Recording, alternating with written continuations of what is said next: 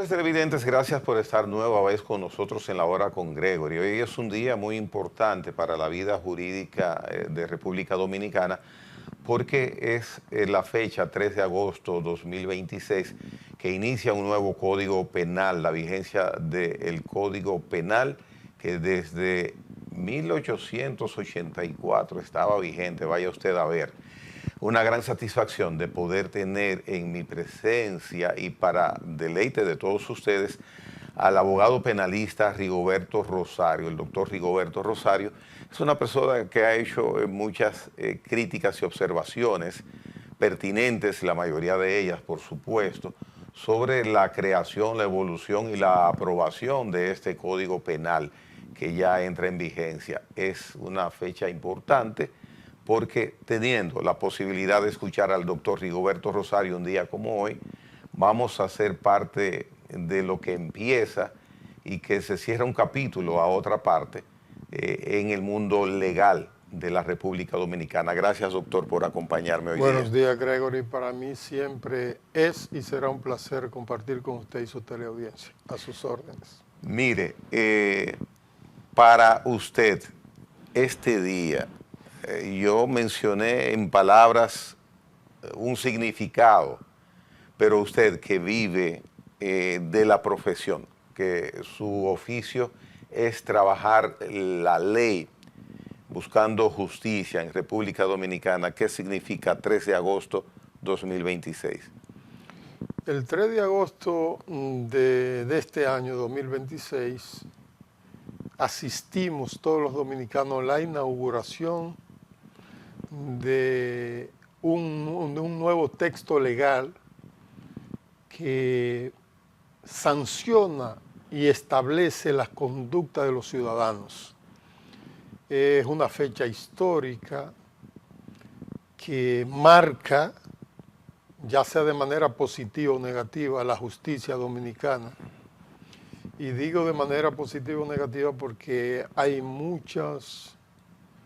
en ese código, en el contenido del mismo, existen aberraciones desde el punto de vista jurídico y muchas violaciones a principios y valores establecidos en las normas constitucionales. Y esas violaciones obedecen a la voluntad deliberada del legislador, y más que del legislador, del partido de gobierno en esta ocasión, porque tiene mayoría absoluta en ambas cámaras. Y aunque se trata de una ley orgánica que necesita de la aprobación de las 2/3 partes en ambas cámaras, en el Senado no precisaban de nadie. O sea, el oficialismo no precisa del concurso de nadie para aprobarlo, como ha venido haciendo durante el ejercicio de 6 años en el poder. Y en la Cámara de Diputados, como le habían vendido el pueblo, y que hasta cierto punto es verdad, pero eso es relativo, que existía la necesidad de una nueva normativa penal, porque data del 1800 y tanto, la que teníamos. Y obviamente en algunos aspectos resultaba anquilosada, avestuta. O sea, no estaba al día porque la sociedad, al igual que el derecho, evoluciona.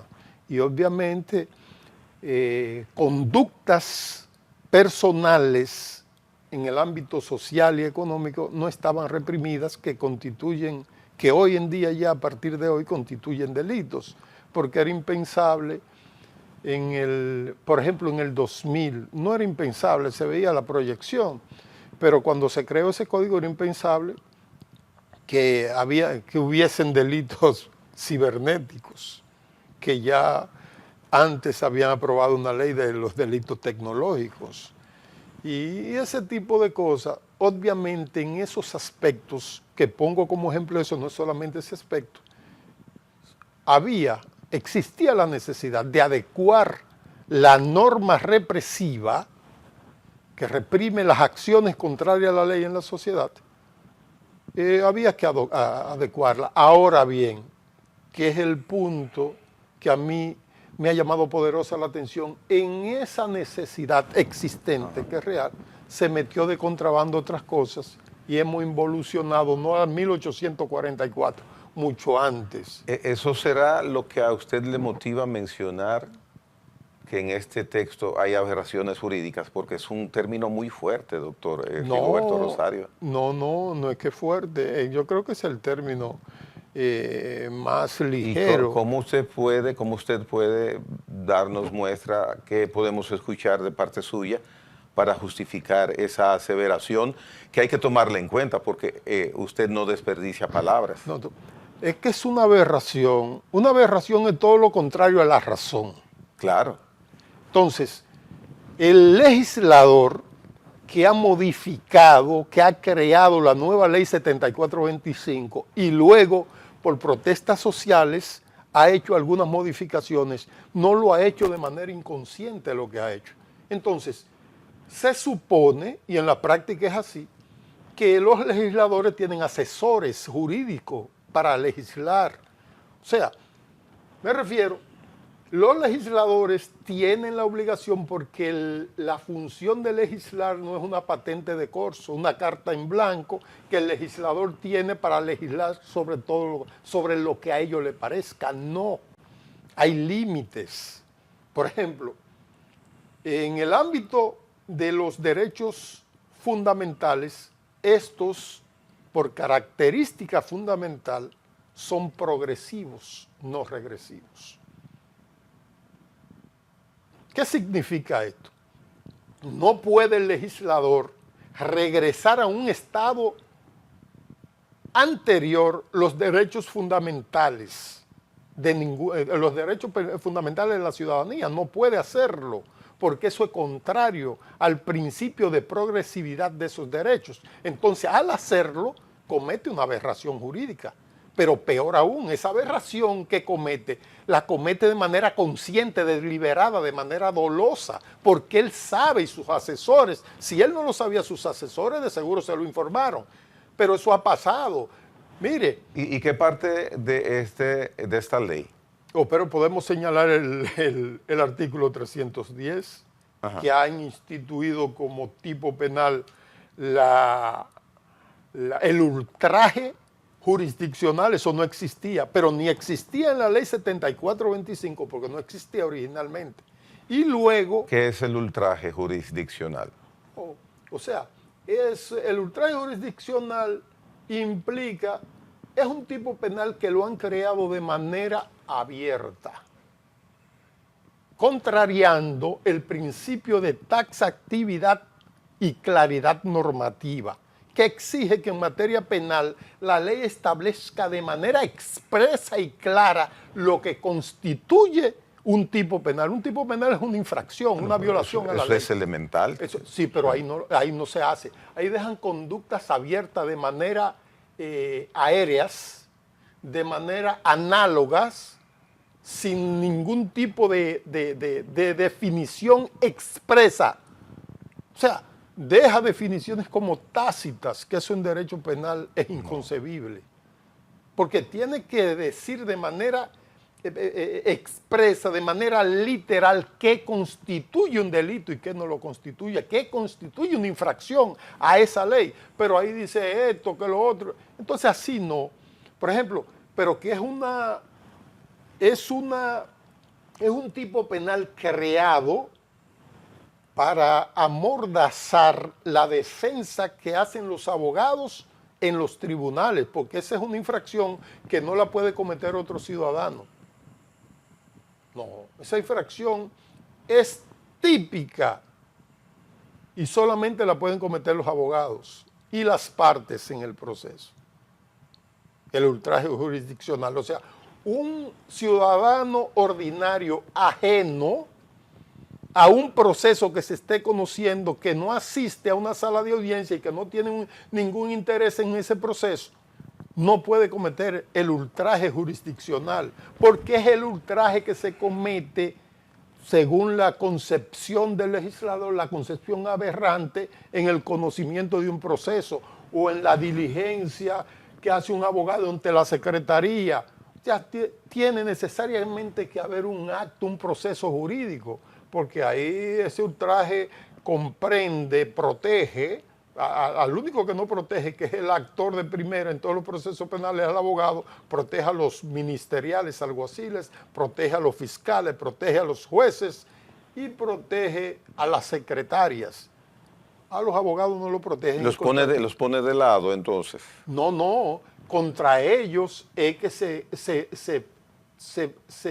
tiene la posibilidad de la comisión de esa infracción. ¿Y qué busca el legislador siendo tan poco ducho, con buenos asesores como usted indica? ¿Qué beneficio tiene o qué uso se le da? Ese cuestionamiento me lo he hecho yo y no he encontrado explicación. Yeah.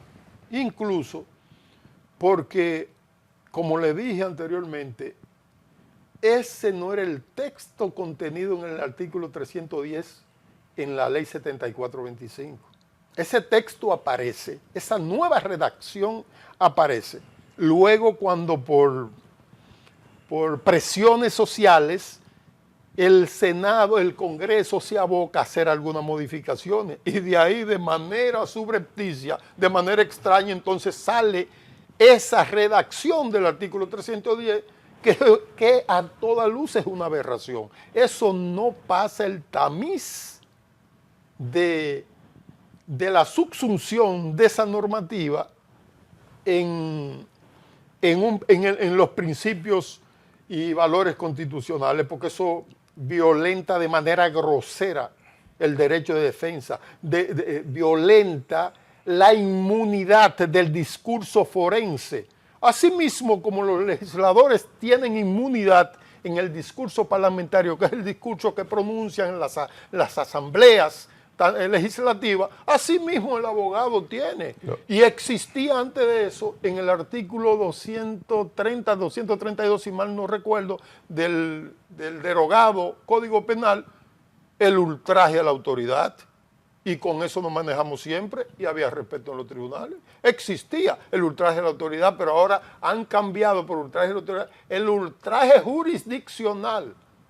¿Y qué es esto? O sea, se han llevado de paro un derecho universal que es el derecho de la inmunidad del discurso forense. ¿Qué es el discurso forense? Los discursos que hacemos los abogados en los juicios. Usted tiene, aunque me gustaría aprovechar parte importante del tiempo en las expectativas y en lo que viene a partir de hoy con esta nueva ley, con este nuevo código, pero no quisiera dejar de mencionarle y preguntarle, ¿los jueces fueron consultados? ¿Usted tiene conocimiento para socializar lo que traía este nuevo Código Penal? A mí no me consta que hayan sido contactados para ello. Ahora, tengo una presunción razonable de que sí. Yeah. Porque, ¿a petición de quién? Porque debe haber un interés. ¿Y a los abogados penalistas reconocidos? No, a nadie se le consultó, eso fue de contrabando. ¿Y al Ministerio Público? El Ministerio Público estuvo muy activo en todo eso y es el propulsor de todo eso. O sea, el Ministerio Público a mí sí me consta. Tengo constancia porque recuerden que la Procuradora General de la República estuvo reunida tanto con el presidente de la Cámara de Diputados como con el presidente del Senado y con comisiones de ellos.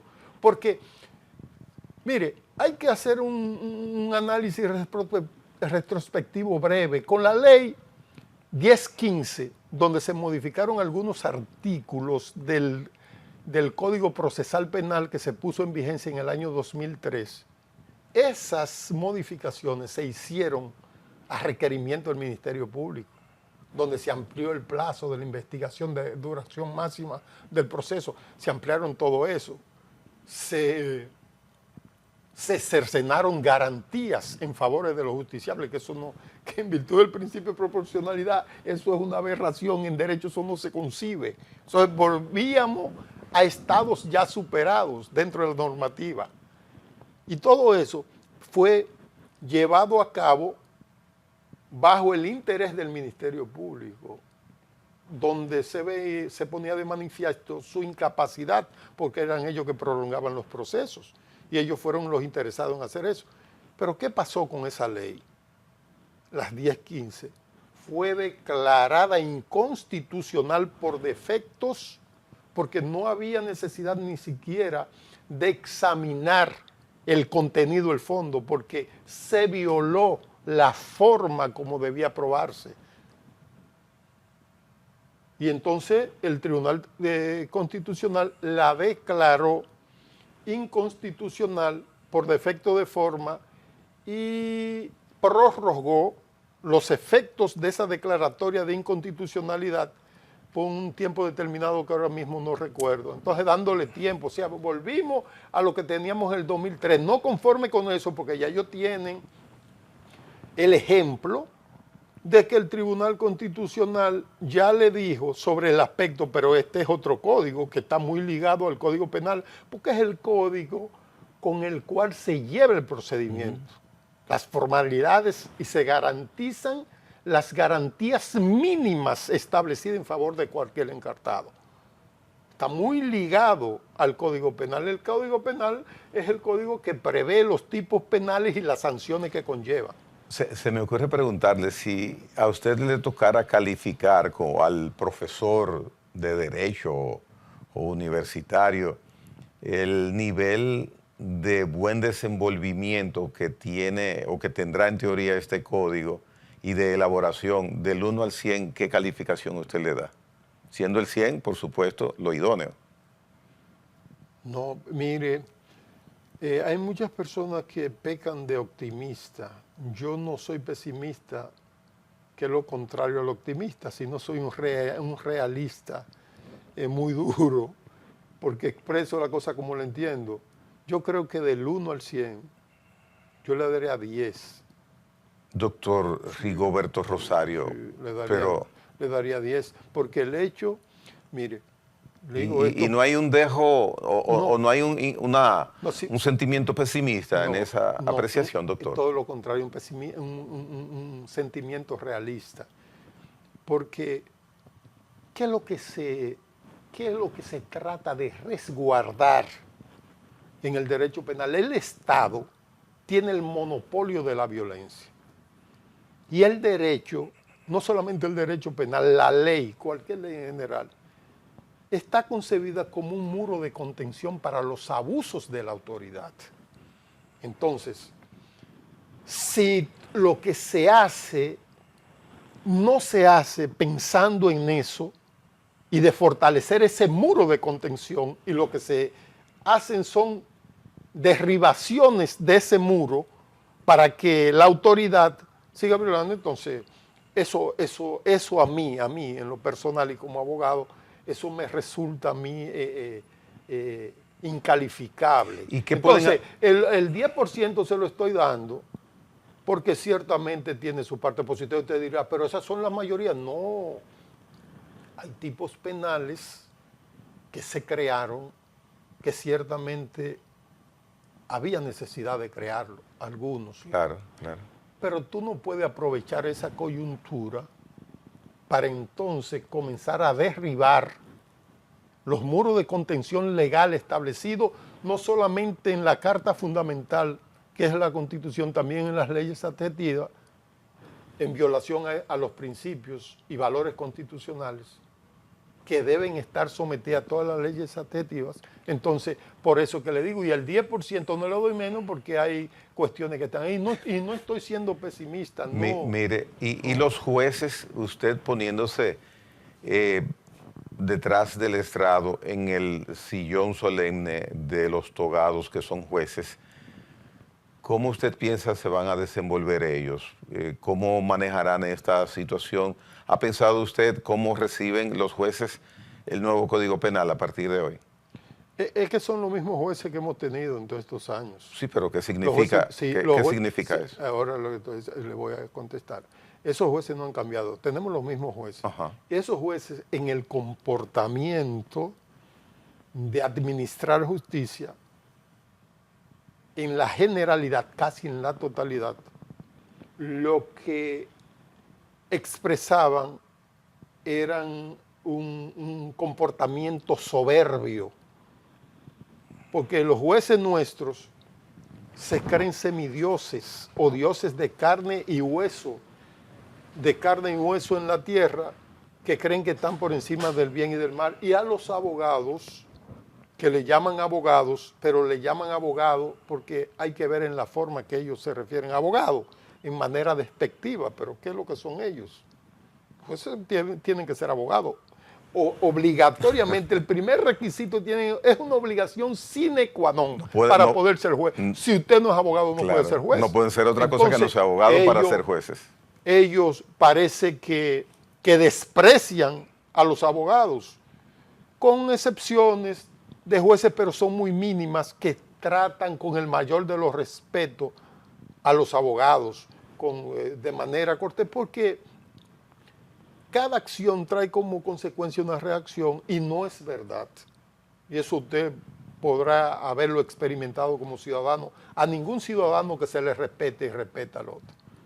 O sea, si usted trata con respeto al otro, es muy difícil que el otro lo irrespete a usted. Entonces, es una cuestión de doble vía. El juez debe respetar al abogado y el abogado está obligado a respetar al juez. Ahora, cuando el juez irrespeta al abogado también es un ser humano y no se va a dejar ultrajar. Por ejemplo, en el caso mío, yo no barajo ese pleito. Yo no se lo barajo.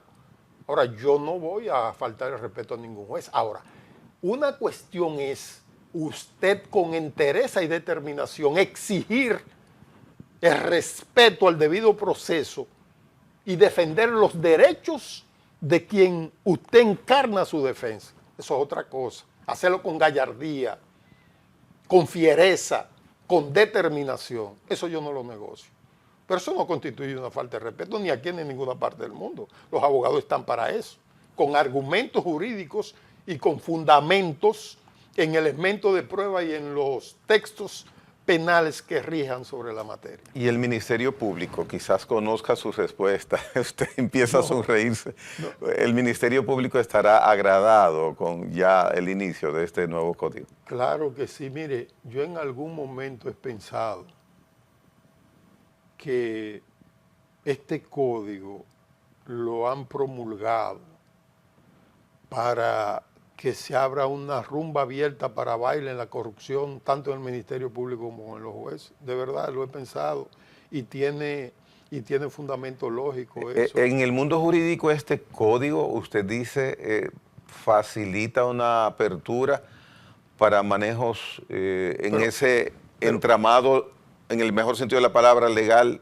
Obviamente que sí. ¿Facilita hechos de corrupción? Obviamente que sí, porque si usted, de acuerdo al artículo 316, no le puede reclamar al fiscal, ni al juez, ni al cuestión que se someta a la legalidad, exigiendo Ministerio Público, pero lo que usted está haciendo no es correcto. Y lo establece el 316, eso que usted lo deja abierto. Ahí es que le veo, lo deja abierto. Entonces ellos van a interpretar que eso constituye un irrespeto, por eso es.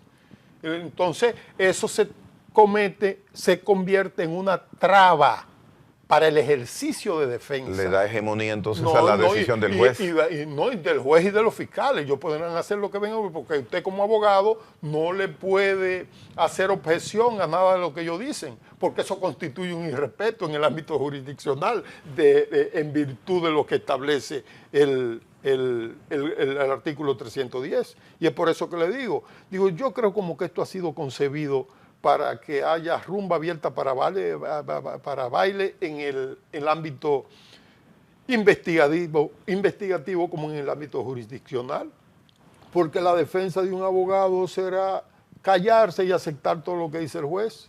Se prevé que haya ajustes, además de los temas que llevarán al constitucional algunos abogados. No, ya se han llevado varias acciones directas en inconstitucionalidad. No, lo que se prevé desde el punto de vista estrictamente jurídico es que ese artículo va a ser declarado inconstitucional. Es que el discurso forense está amparado por la inmunidad, al igual que el discurso parlamentario. Eso es una aberración, eso no tiene cabida en derecho, eso no hay forma de justificarlo. Este es el único país donde existe eso. Yo quisiera que me enseñen otro código penal donde esa figura exista. Yo no la conozco. Y mire que he hurgado mucho, pero no la conozco. Eso, aquí los legisladores nuestros que no son los legisladores, pues ellos no saben un carajo de eso, y discúlpeme el término que lo hago. Yo tuve la oportunidad, no voy a decir el nombre, de hablar con un legislador amigo que es abogado por demás. Y yo lo llamo y le digo, fulano, yo lo único que quiero saber si tú fuiste de lo que aprobaste el artículo 310, porque somos amigos. Me dice, mándame el artículo, o sea, él no lo conoce. ¿Le respondió eso, doctor? Mire, yo le voy a pedir que hagamos una pausa. ¿Cómo no? Venimos en breve con el doctor Rigoberto Rosario. Señor legislador, ¿ya recibió el artículo 310? Venimos en breve.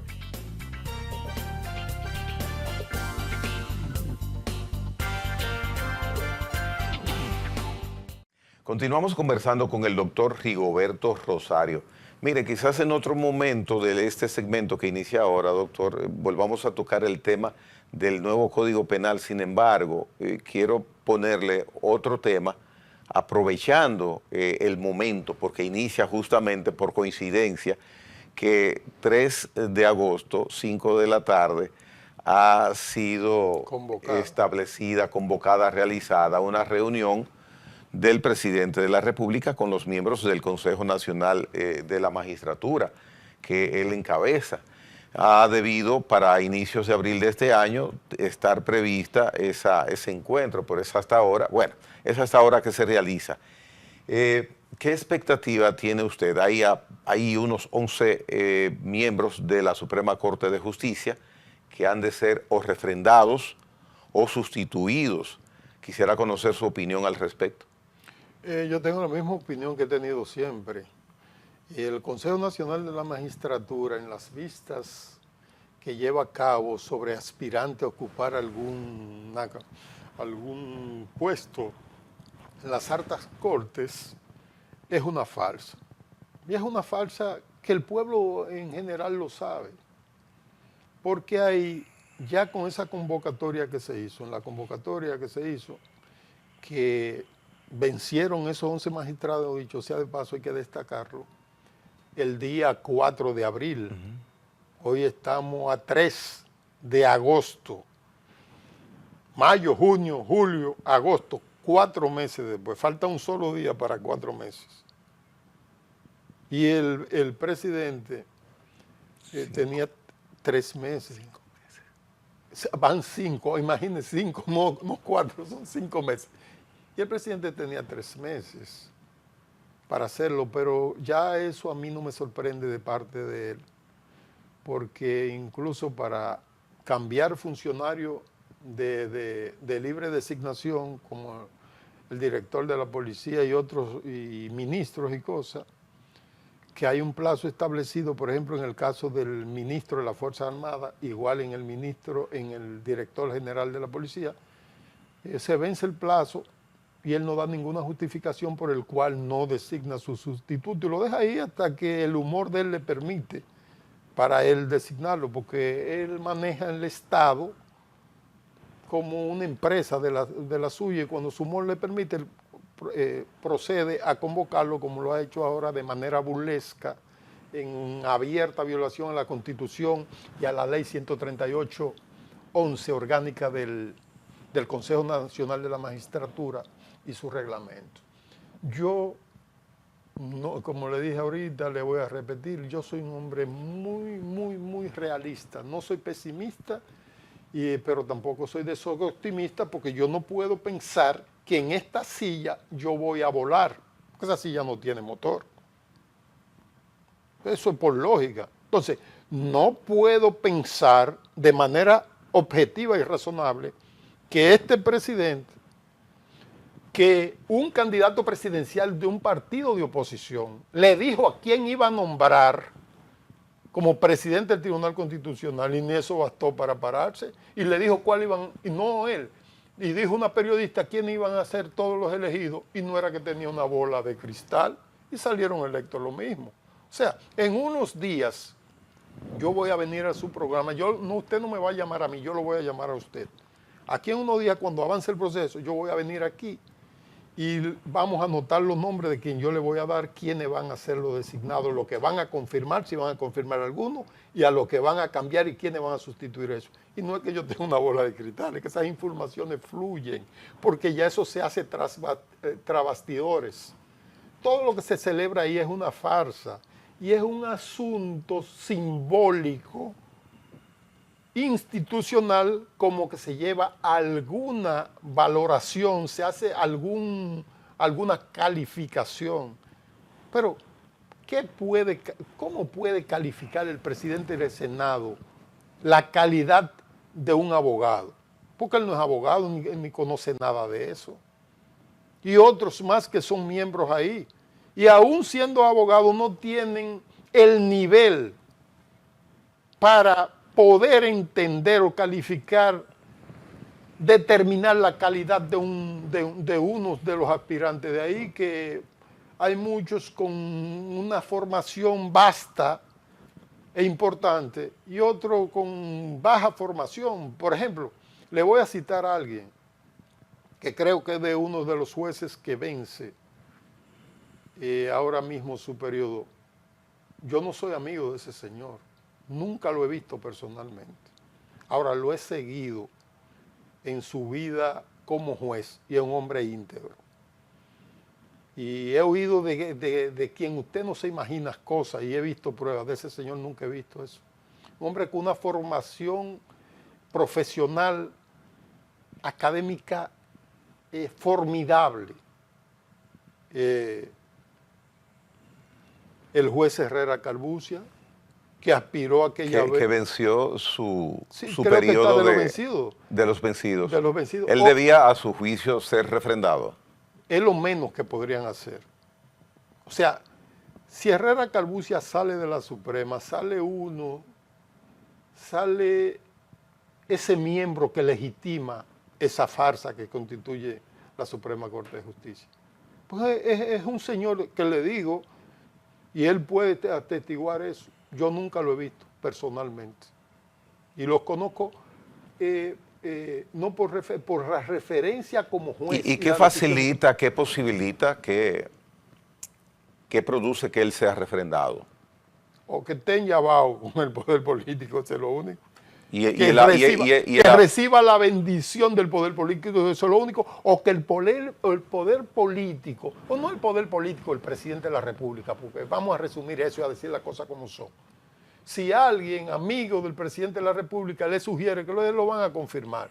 Y sería una buena decisión, aunque no debía ser de esa forma, porque seguro que la producción jurisdiccional que ha hecho ese juez, sus aportes a las decisiones de la Suprema Corte es inconmensurable y de muy gran valor. Igual, porque ahí le digo, ahora en las últimas elecciones de los jueces de la Suprema Corte de Justicia, ahí metieron a un juez, yo no sé con la bendición de qué estructura del poder político o quién lo recomendó, pero ese es un juez de verdad, porque yo no vengo aquí a hablar cosas, porque así como yo digo que en su generalidad son unos inservibles, ahí hay gente que sirve. Por ejemplo, el juez Alarcón, que yo no lo conozco tampoco, pero he seguido su trayectoria. Y parece que para legitimar todo la vagabundería, la farsa que hacen, metieron al juez Alarcón y él está en la Suprema, que es una buena adquisición. Ojalá la Suprema estuviera compuesta por jueces como Alarcón y el doctor que le mencioné el nombre ahora mismo, Herrera Calbuccia. O sea, si los jueces que compusieran en su totalidad, o no en la totalidad, pues sería mucho pedir, en su mayoría fueran jueces de la calidad e integridad de Alarcón y Calbuccia. Y el juez Calbuccia, nosotros tuviéramos una Suprema Corte de lujo. ¿Qué opinión tiene de la Suprema Corte de Justicia Dominicana de los últimos 8 o 10 años? No, eso es un conjunto de inservibles. Digo, doctor, porque la mayoría, porque ahí yo tengo, Les refiero... No, usted ha hecho Le especificaciones. refiero, pero como aquí, cuando el pueblo vota por un gobierno que lo hace con el 46% de la población hábil para votar, dice que votó el pueblo. Pero, entonces, como la mayoría, la gran mayoría, la inmensa mayoría de esa alta corte está compuesta por inservibles. pero ¿por qué Pero- usted lo menciona así? ¿Por las recomendaciones políticas del poder político? Todos. Es que no se llega de otra forma. Pero bueno, doctor, pero ha habido nombres de jueces que han estado en la Suprema Corte de Justicia recomendados por partidos políticos que han hecho un trabajo, dice la opinión pública y quienes conocen del trabajo de ellos, que no ha incidido su recomendación. No, pero esas son excepciones. Me refiero a la cantidad. Pero, por ejemplo, ahí le dije que son unas adquisiciones maravillosas, Alarcón y Herrera Calbuccia. Uno que entró y otro que terminó su periodo, que ojalá fuera reelecto. Y el contenido que ha salido del trabajo de ellos durante estos últimos años, la labor que usted ha mirado, o mira, la Suprema... No, es que la labor de Herrera Calbuccia es encomiable. No, pero la labor de en conjunto, de la labor de... no, del órgano, de la Sí, Suprema del órgano. Corte. Ajá. No, eso, la labor de la Suprema Corte, eso no, eso es lamentable. Eso es lamentable. Bueno, hay en este momento la posibilidad de que el presidente de la Suprema Corte de Justicia pueda ser evaluado debido a que No, según tiene que ser entiendo, evaluado, he tiene que ser, escuchado sí. que él tiene intención De de permanecer en el cargo, y si es así será evaluado. Ellos lo van a evaluar todo. Todo el que tenga intención de permanecer tiene el derecho a que lo evalúen.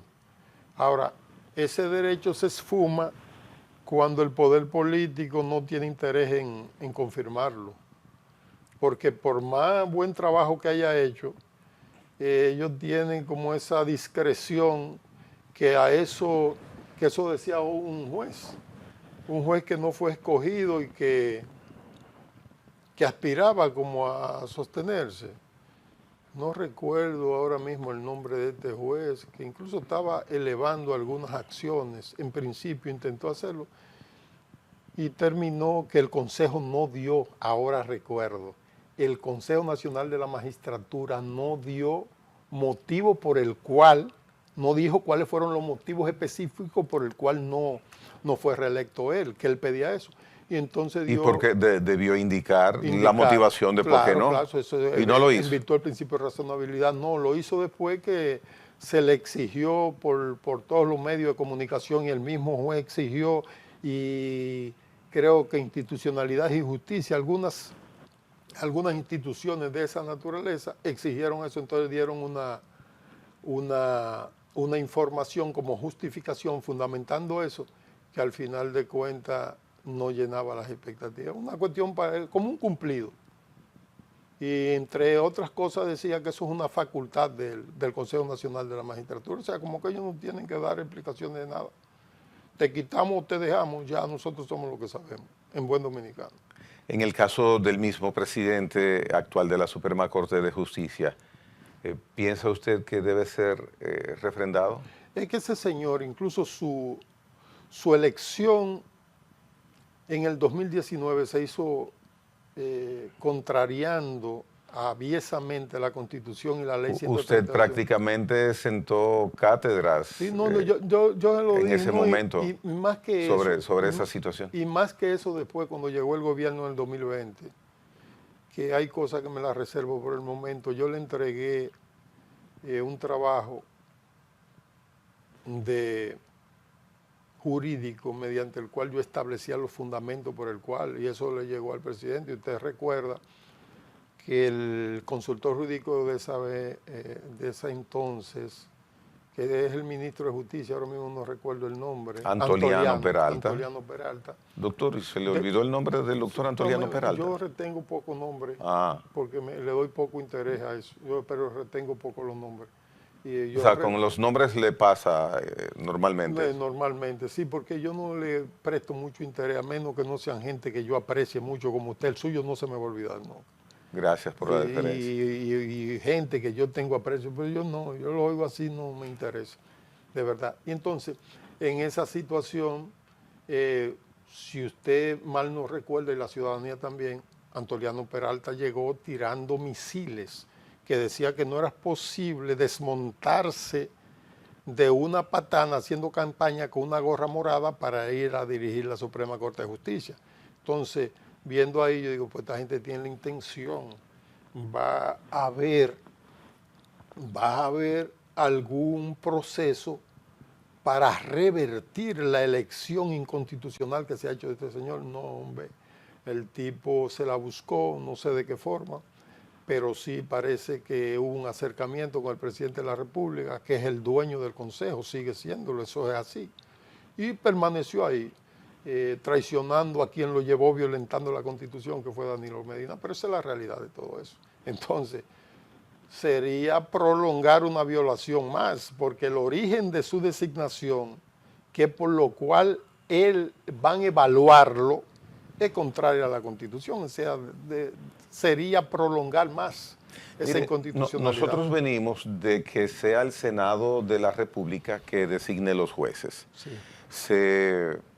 Tenemos un Consejo Nacional de la Magistratura, surge con la nueva Constitución, y ahora ese es el método, ese es el mecanismo, es el protocolo, es la norma que existe, la vía para escoger los jueces de las altas cortes.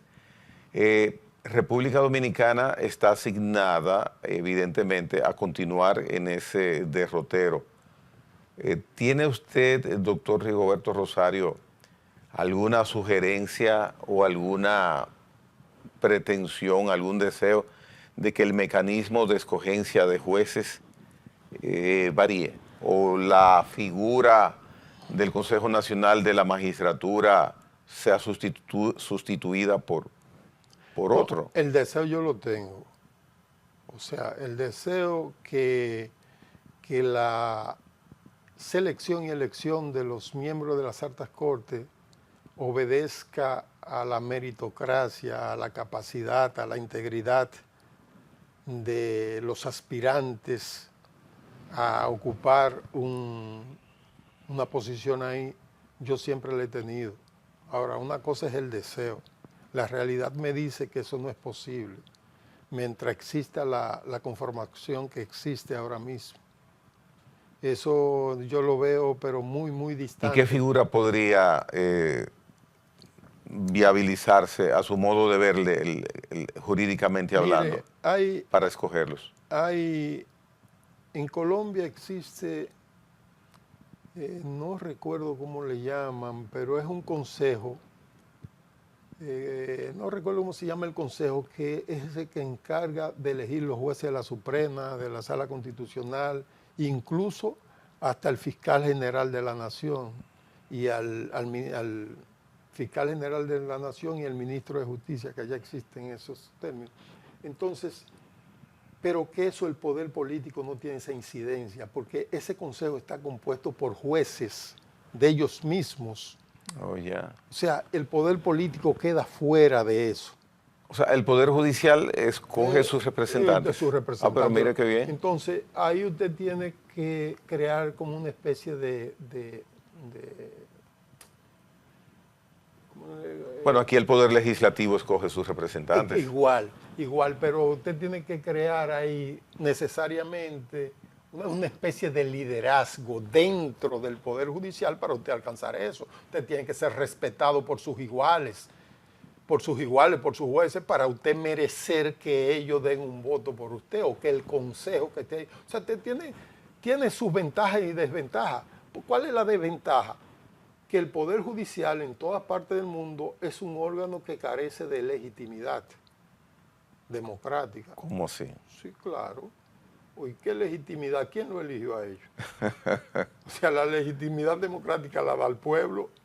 Yeah. La del pueblo no tiene eso. O sea, casi en todas partes del mundo obedece. Pero sería muy difícil que la población escoja a sus jueces. En México se hizo. Actualmente, cuando López Obrador se hizo una modificación al sistema y lo está escogiendo lo escogió el pueblo, fueron votaciones, pero que eso representa un riesgo en sociedades como esa, porque como le digo una cosa, le digo la otra. Pero da la Entonces, impresión... habría que buscar un híbrido de todo eso y poner reglas claras, que lo que creo que faltan reglas claras y tener algún tipo de consecuencia el que salga elegido sin esas reglas claras que se establezcan, porque ahora mismo no existe ninguna regla sobre eso. Usted va, se presenta en el Consejo Nacional de la Magistratura, aspirando a una de las posiciones que hay en las altas cortes, y el Consejo, los miembros del Consejo le hacen pregunta o no, y ya ellos de manera subjetiva determinan que usted tiene una pregunta determina si usted va o no va. No, pero es que una pregunta no puede determinar nada, que no es eso lo que determina, no es la pregunta, porque ya eso está escogido. No es la pregunta. Usted le pueden preguntar y usted puede contestar bien o mal. Incluso yo he visto gente que han salido electos ahí que digo, pero que no se corresponde con lo que respondió. Si es así, que muchas personas sepan que es así, Él lo sabe, y lo sabemos que es ¿no? así, Sí. ¿por qué entonces le damos esa parafernalia y aprobamos y avalamos y analizamos? ¡Wow! Se escogió. No, lo que O sea, pasa, todos nos prestamos a ello. No, y gente que va también, porque yo hablé durante mi espera para hacer mi exposición, ahí me dijeron muchos, y me dijeron mucho a mí, no, porque nadie sabe, o sea... O sea, le estaban dando esperanzas a usted. Yo digo, no, yo no tengo ninguna esperanza. Pero usted no tenía esperanza. No, pero esperanza de que no, porque eso no es de esperanza, eso es un juego de azar. Que usted y que la suerte lo acompañe, no, eso está predefinido. Mire, y tampoco eso no es por calidad, porque si fuera por calidad yo apuesto a mí, pero tampoco obedece a eso. Entonces ese tipo de cosas no... Da la impresión de que un juez de la Suprema Corte de Justicia hace una labor muy pesada, que trabaja mucho. A mí me da como esa impresión, doctor, que trabajan mucho. Esos son un grupo de vagos. Incluso ahora mismo que el Tribunal Constitucional le ha devuelto mucho, le ha anulado muchas decisiones sobre eso. Con el interés casacional que se ha creado por ley, ellos, y antes lo hacían, durante la dirección de esta Suprema por Henry Molina, a usted le dan un auto de inadmisibilidad de un recurso, porque ellos lo que conocen es recurso de casación, y en algunos casos sirven de tribunal de alzada en ciertos funcionarios que tienen privilegio de jurisdicción. Entonces eso, y en otros sirven de tribunal único para conocer las infracciones penales de otros funcionarios que tienen privilegio de jurisdicción, y la jurisdicción determinada por ley para conocer de ese tipo de infracción es la Suprema Corte de Justicia, como son los legisladores, el presidente de la República, el vicepresidente, los ministros y ese tipo de gente. Entonces, ¿qué es lo que ellos hacen? En un cuarto de página, o sea, sin ningún tipo, o sea, una cuestión banal, en un cuarto de página, no, que ya es inadmisible el proceso. ¿El futuro de nuestra justicia lo ve promisorio? Jamás. ¿No? No, jamás. Es porque haciendo lo mismo y tenemos los mismos jueces y ahora peores normas que las que teníamos antes y con un dejo de protección para sus desmanes y abusos en los usuarios del sistema y los que defienden los usuarios del sistema, que son los abogados. Entonces, ¿cómo puede preverse un futuro promisorio para eso? No, tendremos un retroceso grosero. No, esto no va a avanzar de manera positiva, avanzaremos en el retroceso. Wow, qué frase para terminar la visita de hoy día, agradable, interesante, productiva, del doctor Rigoberto Rosario. Una voz que pone a uno a pensar que cómo vamos caminando en el mundo legal, en el mundo jurídico en República Dominicana cuando estrenamos el nuevo Código Penal. Doctor Rigoberto Rosario, así como le dije al inicio, muchísimas gracias por estar con nosotros, por estar con los televidentes hoy día, tan importante día, 3 de agosto, nuevo Código Penal, República Dominicana. Gracias a usted por la invitación y de más está decirlo, pero se lo reitero, siempre estoy a su disposición y a disposición de su público televidente. Bien, y el doctor nos dirá cuáles son los nombres de los posibles, de algunos posibles nuevos jueces de la Suprema Corte de Justicia. Ya se comprometió, nos lo va a enviar. Sí, seguro. Bien, señores, hasta mañana.